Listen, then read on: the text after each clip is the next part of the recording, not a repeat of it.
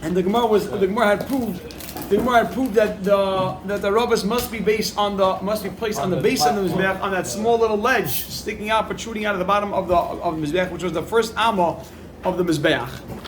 And then the Gemara made two drashos that we learned from Isuchag Ba'Beisim Adakanas of Mizbeach. The first was learning that halacha that you have to put it. These things had to extend. The Rabbis had to extend the high, like to the height of the corners. The corners protruded higher than the rest of the Mizbeach. And we learned from Isuchag, which means to circle. Then we had another pshat of Isu, which means to bind. Isu Mati Asurim, he releases the bound. So Isu means to bind. To put the word Isur means to bind. And you bind the Hadassim. If you bind the Lulav and Hadassim, it's like you brought a carbon on the Mizbeach. You put the blood on the Mizbeach. Now we're continuing in very, very interesting drashas. This Amud, every Amud is fascinating. This Amud has very interesting, famous Gemaras on it. So Amr Rabbi Yirmiyah, top line on Memhei Amud Beis. Amr Rabbi Yirmiyah, Mishum Rabbi Shimon ben Yochai, Rabbi Yochanan. Rabbi Yochanan. So Amr Rabbi Yirmiyah, Mishum ben Yochai, Rabbi Yochanan, Mishum Hamuchuzi, Mishum Rabbi Yochanan Hamuchuzi. Okay. Kol ha'oisa Isser. Now Isser means to bind. In this context, we're going to mean whoever joins. It means to bind, kind of. That's what it means. Whoever joins l'chag to the Yom Tif. Ba'achila v'shtiya, with food and drink, which means you attach food and drink to the Yom Tif, and you rejoice on the Yom Tif with food and drink. Mala lavakosev, the Torah considers it ki'ilu bana mizbeach, as if you Rabbi Yirmiyah, Gavaldik, Eli, just in time. Rabbi Yirmiyah, Mishum Rabbi Shimon ben Yochai, Rabbi Yochanan, Mishum Rabbi Shimon Hamuchuzi, Mishum Rabbi Yochanan Hamuchuzi, excuse me. Kol ha'oisa Isser l'chag, anybody who joins to the Yom Tif, ba'achila v'shtiya, with food and drink, ma'ala lavakasav, the Torah considers it ki'ilu bana mizbeach, like you built the mizbeach, v'hikrav alav carbon, and you brought a carbon on there. Shenamar, from the same pasuk, Isru chag, bind to the Yom Tif, or attached to the Yom Tif, ba'avoisim. Right? Now over here, ba'avoisim here means av means thick or fat. So which means with fat meat. Isru chag ba'avoisim, if you join to the Yom Tif ba'avoisim with the fat meat, dash ad karnim mizbeach. It's like you brought a carbon on the mizbeach. Like you built. It's interesting here. The lashon is, it's like as if you built the mizbeach. Fasting, no? Ki'ilu bana mizbeach. Did we have that before? Yeah, the same lashon. Like you built the mizbeach and you brought a carbon on it, and that's all for what? For buying food and drink like covered Yom Tif. Amar Chizkiya, Amar Rabbi Yirmiyah, Mishum Yochai. Everybody says, "For such interesting gemaras, I'll share the items such geschmack in here." You ready? Boys, I want to make an announcement over here. Yaakov, we're still on in 2 days? We're still on in 2 days?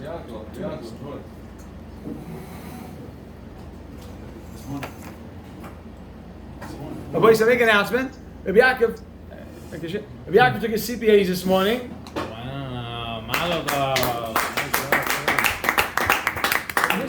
there's no question that of course you passed. Everybody say Thursday night, 3 There's boys. 4 of them. What are you talking about? It's 4 tests. Everybody say He took all 4 today. Thursday wow. night.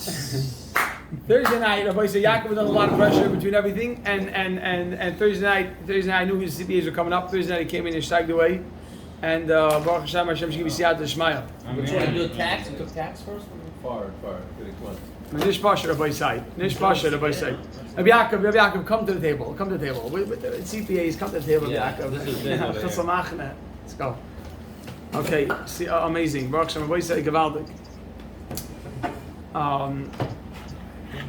Because slept for 14 hours now.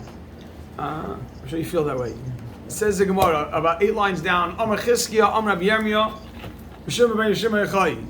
So if you're not taking CPAs today, you should be here. Amar Rabbi Shimon Yochai. What? Somebody serious. You have to tell the people to learn here. Everybody say, no. Even Ellie didn't go to the game tonight. Somebody serious, he didn't go. Okay, Rabbi said he's not in the stadium. He's in his house. Yeah, because there were no new clients. That's says why. The Gemara. No new clients. Says the Gemara. Rabbi said, Amar Chizkiya, Amar Rabbi Yirmiyah, Mishum Rabbi Yochai. Rabbi said, I tell you, everyone's gedai to come. Every day is gedai to come. But this is shmak. Kala mitzvahs kulon. Every mitzvah. Ein adam yoytze behen. A person is not fulfill his obligation. Ella derech gedilason. Only in the way that it grew. Which means you only yoytze. You can only you fulfill the mitzvah if you're doing it in the way that it grew. Derech gedilason, the manner, the way that it grew. Oh, what does that mean? What does that mean? It means that when you shake the lulav, you got to hold it upright. Watch this. Can you hear that? Well, I'll just give them a car. Shenema, as it says about the Mishkan. You ready for this, Chevra? Shenema, it says about the Mishkan. Shenema, as it says about the Mishkan. Atze shitim oimdim. The cedar wood, atze shitim oimdim, should be standing, should be upright. So you see that the Torah puts special emphasis that it has to be upright, because if you're going to construct the walls of the Mishkan, it should be standing upright. And from here we learn that you're listening to a voice. You're going to have such a no. 1 second. But here we learn that when you shake lulav, you got to do it. So I had a shot this morning. I discussed with Mechabrusa. When you shake lulav, it says kol mitzvahs. It means mitzvah of sukkah. So 1 second. The Bach, listen to this. The Bach has a shayla. How can you put the schach, gavaldik, laying on its side? It says it's got to go upright. You got to do it upright. The schach, which is the fulfillment of sukkah. We know the whole sukkah is all the schach. How can you put the schach on its side? So the Bach says. So the Bach says that you see from here, sideways is not upside down. It doesn't have to be down. Derech also means it can't be upside down. All the mitzvahs that you do that are using a particular material or something that grows has to be the manner that it grows. So the Bach says, you see, sideways is okay. So I had a shiloh this morning. Some people take. That's what it's used for. It's used to sit on it and to lay it flat. No, but you would say you got to take that and stand it up. Right. In the Shot a shiloh. Some people take the love esrog and they do that nanu mazay, but then they go like this. So my question is, when you hold it, I didn't ask them this, but when you hold it, you go like this, or do you take it and you go like that? You know. So if you're going like this, I'm going to the Gemara that wouldn't be correct. Rather take it and you hold it. And you hold it. Oh, so one other application. This I'm gonna think it's humorous, but the Bikur Yaakov asked in Australia. This is Rabbi Yaakov's department. In Australia, the earth, in Australia, where you're upside down, and you're taking, the real Shiloh brought down the place, and you're taking your little lulav, it's not Derech Dilasan. Why? But it's still Derech Dilasan. So they want to say everything is upside down. Go by right. Is upside down. Go by right. So if you import it, that's the important. That's Derech Dilasan there. So they want to say, it goes according to the ground where you are right now. You can't say it was imported from another place where it grew really the other way. But just you know that the shilohs are. It's like kushi. If that's what you have. Oh, it's like kushi. Very good. If it's foreign, very good. It's a geshmak. So those are two shilohs: the schach and the upside down lulav. So every mitzvah you do, you have to do it. I have to do it upright. You ready? What if they shipped the lulav from Australia here? That's literally the question. In Australia. It's the same question. No, because over here, now you ship it to New York. It goes back to the way it was grown. Well, we say it goes to the ground. We are That's the now. question. It causes problems. You learn similarly in a brisa. We learn from, you can put this in quotes, these three things we teach. And you stand it up in the way that it grew. Very good. So, you ready for this? Another thing we learn from this pasuk. You know, put that in quotes. The word oimdim teaches you shemamidin, that the beams support es tzipuyin, their gold coating. Tzipuyin means the gold coating, and I'll show them exactly what this means. A very interesting thing.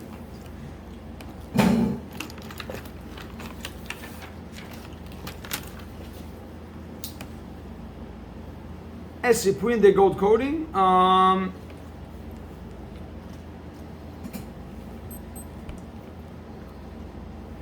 Fine. Okay. Says the Gemara.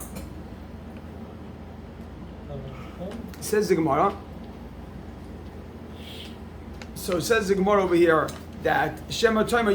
I'm sorry. Shemamidin es sepuin. It supports its gold coating. Fine. Now, what does that mean?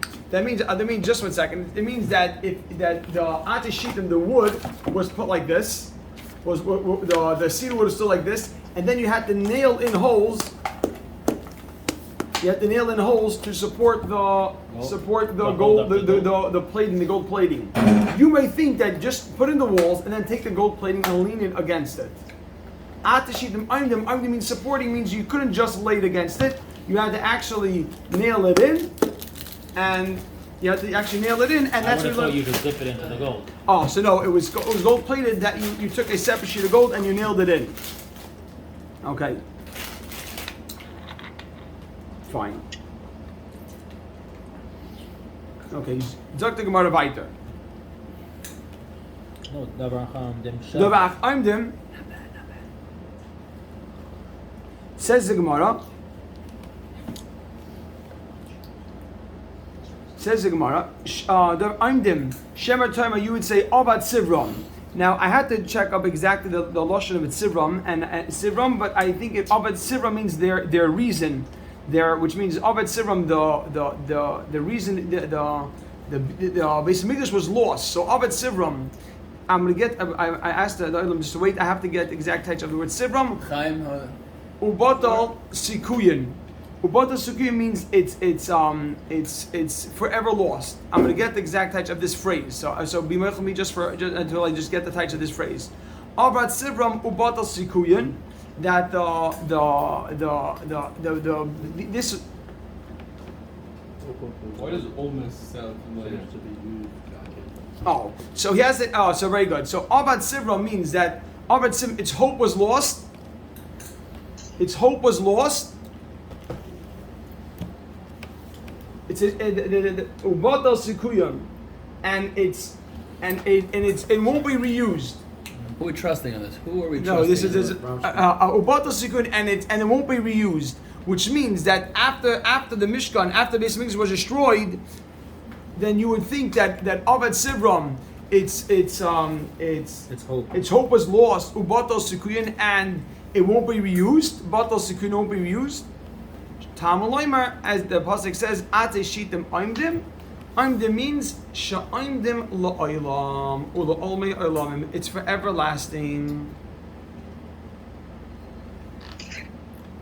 It's for everlasting. Now, I will tell you this. I will tell you two things that they learned from here. People, this is this. I just want to share two. What's everlasting? That Ate Shitim Aimdim. Aimdim means it's always lasting. What are we talking about? What? What are we talking about? So this is talking about the Mishkan and the Beis Hamikdash. That's this. You would say that it's been lost. All the This hope is. teaches us that what? How do you- I'm then- Hamikdash? Oh, so I'll explain to you what the two pshatim are. The main pshat that is explained is that you might think that we know that in everything that's physical in this world, you have a corresponding to it in Shemaim of Ruchni. So you may think if the Beis Hamikdash was lost, you may think forget it. Our hope is all lost. Shanav, the pasuk answers no. It's for everlasting. Don't think that it's lost. It's for everlasting. So you may think that once the Beis Hamikdash and the Mishkan, once it was destroyed, then our hope is all lost of getting it back. The Torah is giving us the chizuk atishitim aimdim. That's for everlasting. Klar. So Shemer time you say Abad Sivram, or the hope is lost, Ubata Sekun, and it won't be reused. It won't come back. Tamalam atishitim aimdim. Another pshat that sha'imdim la'olmei la'olam or la'olmei alamim. It's for everlasting. Another pshat they give is that this is talking about the Mishkan. Atishitim aimdim is in the pasuk talking about the Mishkan, and the Mishkan sank into the ground, and it never ever was burnt or destroyed like the Beis Hamikdash was. That's a second shot that's explained. Yeah. The Almighty? Yeah, it must be somewhere. Building the Beis Hamikdash just saying. No, and then not the Beis Hamikdash, the Mishkan. That's what I'm saying. The Mishkan just. The Mishkan was nignaz, was hidden in the ground. Oh, it's buried. Yeah, buried. So, okay. So now, Rabbi Say, we're coming to a super famous Gemara over here. A very famous Gemara here. So it was buried. No, it was sucked in, swallowed, no? Amar Chizkiya, Amar Rabbi Yirmiyah Mishum Hashem Meichai. Look at this, Rabbi Say, a very famous Gemara, and a lot is said and discussed on this Gemara. So we just to recap just before this Gemara, we had the first shot of if we had 1, 2, 3 pshatim in Isru Chag Mavaisim, 3 pshatim. Where the first one was showing that you have to go higher than the Karnais. The second one was showing that if you bind the lulav, then it's like you bought a carbon. The third was that you have to join the Yom Tif with meat and drink, and then it's like bringing a carbon. Then we had Atishidam Aim, that it has to be going straight up. A second shot was also that the gold plating has to be nailed into it, and it can't just be laying on it. And then we had afterwards that you may think that once the base is destroyed, all the hope is lost.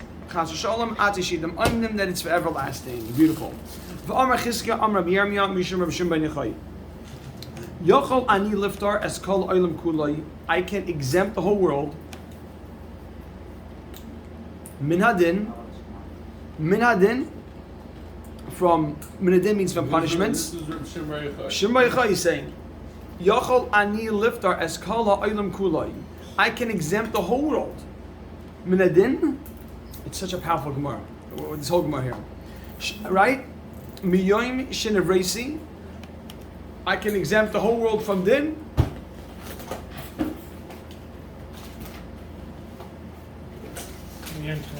You ready? Before you catch up, I'm starting a new zach here on Mem Hayam and Beis. Amar Chizkiah, Amar Rabbi Yirmiyah, Mishum Rav Shimon ben Yochai, Yochel ani liftar. I can exempt the whole world minadin from din, from punishments, and he means even la'aseh law, even all. He means Gehenna. They won't get any punishments. From the time when I was created at Atah till now, until the time he was speaking. Okay, meaning now they explained that through his Yisurim and through his Torah, through all of his madregas, he could exempt the whole world from all the punishments. He suffered so much and he rose to such a high level, he would have been able to exempt the whole world from all punishments. V'imole Elazar b'ni imi. If Elazar, my son, would be with me, make a dash, then miyom shenivra olam v'ad achshav. Not from when I was born, from the beginning of the Bria, meaning the Dar HaMabel. The Yechabi is speaking about the Dar HaMabel. He's saying, from the day of the world, he said, me and my son Elazar, we gave you such a madrega, we would be able to exempt the whole world. From the beginning of time until now. Now look at this. In a He combination wasn't using up his chusim apparently. He was but it's interesting. He was saying that he has it. In combination with Elazar? Yes, and if Yisrael and if Elazar b'ni would be with me, if you put our chusim together, we have enough to exempt the whole world from the beginning of time till now. That's what he says. Now here we go. Ilmola Yosem ben Uziyo, Imanu. Now Yosem ben Uziyo was with us. Now it's a fascinating thing. Make a dash. Look at this. Miyoim from Shinivra Olam, then we would exempt from the day the world was created at Seifai. Wow. Now it's a powerful. Now whatever we're going to say, we're not going to be able to even, understand. But let me just tell you that Rashi tells us, Yosef ben Uziyo, tzaddik haya, he was a tzaddik. Va'anav, Yosef mishar malachim. He was an honor more than all other kings, and he was zeicha b'kibbut aviv, and he was zeicha to his level because of his kibbut av. Va'alav, now look at this. Va'alav nemar, and on him it says the pasuk ben yichabed av. Now, just to know, the Gemara even says, Abaya points out, I think it was Abaya or points out that it's Ben Kedushin's praises the one who doesn't have parents. Because Abaya says it, right? So, because praises the one who doesn't have parents, because to really do the mitzvah kibbut avim, no one can really do it. So, if they're saying on somebody, Abaya says it's better not to have parents, and to have parents and not do the obligation properly. So, if they're saying on somebody, this on him, Ben Yichav Av, means he exemplified it to the utmost. And it's said that because his father was king and his father had Saras and his father had to leave, and so whenever his father, and so he came in place of his father. He never took the crown on his head. He never took the crown, and not only that, every time he issued a psak, anytime he issued a law, a halacha, he always said the name of his father. Now, obviously, it seems to be that there has to be more to it, right? I mean, this is upon him. He rose to the level of Ben Yechav Av. But Rashi stresses that in these areas of not taking the crown and always saying things in the name of his father, he was zeicher to this. The Mefarshim explained he must have also undergone Yisurim to get to the level. To be put together with Shimon ben Yochai and Rabbi Elazar, he has to have a tremendous other additional schusim, but Ben Yechaber Av, it's a big chizuk over here. So let's see this. Look, the next Gemara is such a powerful Gemara. Every line over here is big. Look at this. Ra'isi b'nei Aliyah. Now this is such a big Gemara. That comforted everything. Ra'isi b'nei Aliyah. I've seen b'nei Aliyah. Now, b'nei Aliyah generally, he's referring to people that b'nei Aliyah. But high stature. However, Rashi says it's not. That's the way it's always said over. Rashi says b'nei Aliyah. Aliyah means the people. You ready for this? Look at the Rashi. Look at Rashi. Reisi b'nei Aliyah v'hein mu'atin. Roya ani. I see lifi ma'aseh briyos. To the action, I see the actions of people. Shebnei Aliyah. The people. What's Aliyah? He explains. Kas is the group. Hamakablim pnei Shechina.